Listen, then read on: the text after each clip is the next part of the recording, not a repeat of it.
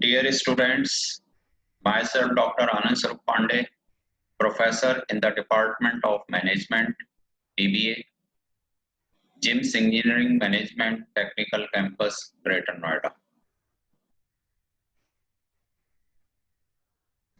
I am taking the subject Business Ethics and Corporate Social Responsibility. Today I will discuss about the topic Ethos of Vedanta in Management. Ethos of Vedanta in Management.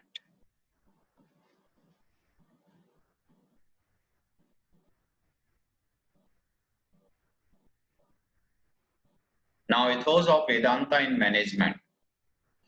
Here, the Indian ethos management believes in supreme soul and supreme truth. If you do well, you get good. If you are good, the whole world is good.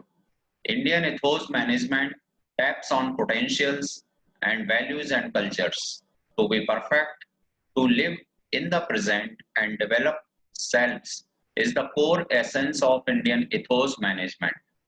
Fuse morality with education in sweet harmony and see what happens. The educational system has to be shaped anew so that students can fulfill the task of brightening the motherland Bharat. Education should teach us. Education should teach us simple living and high thinking. So, under these lines, it is very simple that under Indian ethos management, all the management education is ethics oriented, where we should focus our attention on the service provided to the society. So any of the company, any of the business, any of the organization who are interested to run their business inside the territory of this country, that is India, they should follow Indian ethos management, Indian value culture, Indian ethics, and they should follow the principles of ethics what I had explained in my previous slides. So Indian ethos management just believes in the fact that there is a supreme soul, means the God, and then there is a supreme truth called as the Aham Brahmasmi. So ultimately, if one follows ethical values, then one feels good.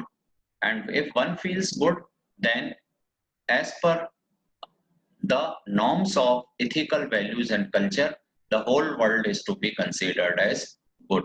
So this is the background of Indian ethos management.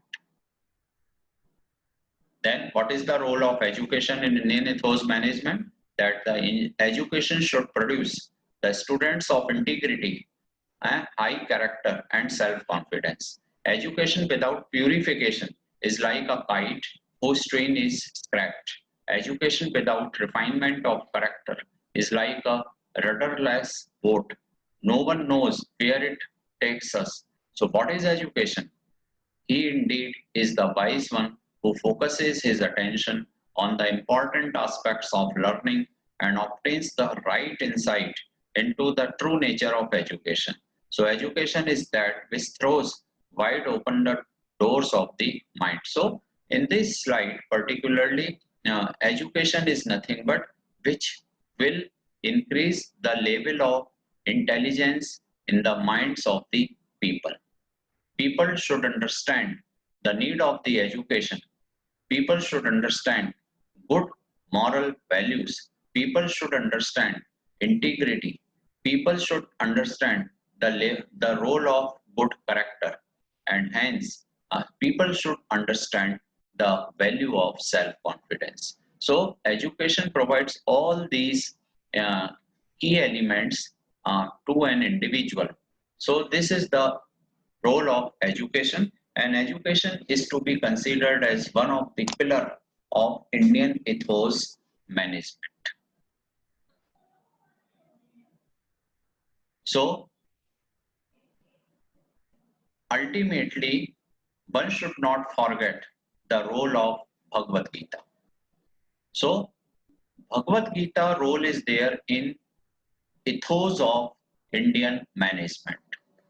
So Bhagavad Gita comprises of 17 chapters, and under those 17 chapters there is a chapter number 15, which says that the banyan tree roots have it in upwards and it leaves downward. They are the Vedas, and one who knows it knows the Vedas. Similarly, one who knows the essence of education knows all about the fruits of the education and its realities and its moral values. So just like a banyan tree had its roots in the bottom, in the top, and the leaves they are at the bottom. Similarly, education is one of the important phenomena which is to be considered as the root, and one individual or any individual who follows education, definitely the moral values, the moral characters, and ultimately the ethical values individual follows. So the independence of speech will increase. Then the life with false vanities, it disappears. And the Indian ethos was to know oneself, that is Aham Brahmasmi. So the self-realization is the ultimate key aspect of Indian ethos, and the Indian ethos promotes the qualities of team spirit, humility, patience, persistence, perseverance, and the purification of mind, living in peace, possessing a spirit of Nishkam Karmyog. So, what is Nishkam Karmyog? Nishkam Karmyog means living in peace, purification of the mind, perseverance, dedication, patience, and one should work hard with the sense that I am working for the sake of the God, I am working for the sake of the society. So, what are the findings of Indian ethos? The findings are number one, self confidence, self moral, self esteem, and self contentment levels of an individual increased by participating freely and wholeheartedly. So, if an individual is an student, so students should participate freely and wholeheartedly. Then and only then the student becomes self confident and possesses the quality of self-esteem and self-contentment. The second finding is this, that the individual who is to be considered as the student throughout their life should come from various backgrounds, various caste, creed, color, race, and being together, molding themselves so they could be better personalities with better human hearts. So ultimately, Indian ethos objective is to make an individual with better personality, with better human heart. Then the good communication process and exchange of ideas could be done with irrespective of caste, creed, race, or religion. So this is the third finding. The fourth one is the individual who will act as an student could become professional, yet bear Indian attached ethic cultural bias. What does this mean? This means that they had to culminate the various principles of ethics, the various values of ethics, even when the individual or student would become professional. So the fifth one is they build 4 Bs, that is building bridges and breaking barriers for everybody in this selfish world today. So this is the fifth important finding under Indian ethos management, that the Vedanta says that work hard, work with full dedication, work with full perseverance, but for whom? For the society. So your role is to mold society. Ultimately, you will grow because society will grow. Then what is the conclusion? Conclusion is number one, the self and confidence level of the students increased by participating freely and wholeheartedly. Number two, ultimately the overall personality of an individual could be enhanced. Number three, the emotional dimension could get rectified. Number 4, one had to consider the welfare about others while one can practice Indian ethos. Then following are the recommendations. Number 1, there is always be a win-win situation when we do good things. So what does this mean? When we follow ethical values, ethical norms in an organization, inside the organization, outside the organization, we always have a win-win situation, because one society will grow, we will also grow. So the second recommendation is they have to be change agents by themselves if they self will be.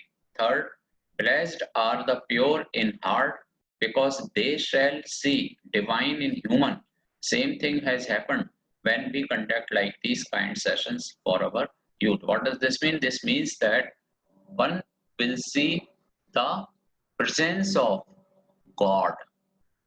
One will see the presence of God in each and every individual. And once they know that God is omnipresent, once they see the God, they experience the presence of the God, automatically they work in a ethical manner. And the fourth recommendation is when one can do such activities, one becomes always stress free. So these are four important recommendations. Now there is a gap analysis. So what I had explained is the theoretical dimension. What actually is going on, that is something different. So then there is a difference between the two. That difference is called as the gap analysis. So the very first gap analysis says people are always orthodox, traditional and conservative. So actually, in reality, people are always orthodox in nature. They are traditional. They are conservative in nature. They does not free themselves. But Indian ethos management says that the Vedanta says that one should always becomes free. So then there is a gap, and gap one need to fill that particular gap, taking into consideration the educations Vedanta provides in Indian ethos management. Now, the second gap analysis is one can only think about ourselves and other people who need us. So we are so self uh, conservative that we think only about ourselves, not for the society as a whole. So then this is the second gap analysis. Third one is we have our own perceptions and do not like mixing with each other. So this is a very common gap analysis, that our own ideas are there, our own perceptions are there, and we are not easily going to mix with other individuals. The fourth one is being egoistic retards our growth.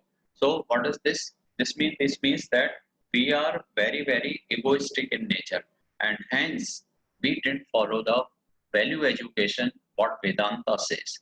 So, and hence this all retards our physical growth as well as mental growth, but in particular, yes, mental growth. So this is the fourth gap analysis. Then fifth gap analysis is we always make religion which comes first and humanity next, and that is the main cause of our downfall. We out of the two, suppose we choose humanity and religion. So we choose religion first and humanity at the second. But what will happen on account of this choice? There is a downfall of our society and our own. So what is the correct way? The correct way is we should select humanity first and then religion in the second. So ultimately we will grow, our society will grow. Now the sixth gap analysis is we never forgive and fall in many melodies and go in graves with some sorrowful situations. We create situations on account of high egoistic nature, and those situations are always be sorrowful. Now if we want to free from those sorrowful situations, then we should forgive, we should follow the norm of we should always follow the norms of forgiveness. And hence once we follow this norm, we cannot create sorrowful situations. So the seventh gap analysis is we are always trying to accumulate things rather than giving. So this is the very basic uh, uh, quality of an individual, that the each and every individual have the habit to accumulate money, material, and all other materialistic things. We didn't had this quality that we had to provide, called as dana, related to the material and money. Instead, we always accumulate money and materialistic things, which is to be considered as the common gap analysis under Indian ethos management. Then next is the scope. What is the scope of Indian ethos management? What is the scope of Indian ethos management? So under this, the very first scope is together we come and make a great difference. Together we come and move towards the steps of prosperity. Second scope is there was a mentor-mentee relationship in my classes called as the Guru Shishya Parampara. And after learning, the students will now be mentor for many mentees and the chain continues. So what does this mean? There is always be a mentor-mentee relationship, that there is one guru and then more than one shish. The guru explains good things, impact of good things, bad things, and impact of bad things to the society and to the individual. After learning the moral education and all other different education from the guru, the shish will then becomes the mentor to n number of mentees, and those n number of mentees learns many dimensions of life through education from the gurus, and those mentees then they becomes a mentor in future, and there is a development of chain, and this chain it continues forever. So this is the scope, second scope of Indian ethos management. The third one is they try to serve the patients, and patients of any type, cancer patients or any other type of patients, ill patients who have no hope of tomorrow. So this is the third scope of Indian ethos management. Then we had the fourth scope, try to teach the underprivileged kids who do not have money to learn and are still trying to learn by making and pulling something. So what does this mean? This means that we had to serve our society to teach those small kids who are underprivileged and they didn't have the money.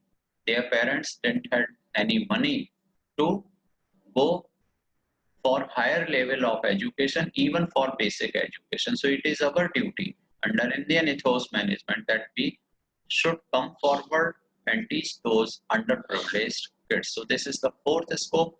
Fifth one is through these kinds of papers, try to help the rural people in their development, either through education giving or by some other mode. So the fifth scope is we had to serve our society, and in our country, India, mass of the people, they belongs to the rural area. 70% of our population is backward and belongs to rural areas. So we have to go to rural areas to teach those peoples for their development and for the development of the society. So this is the fifth scope of moral education.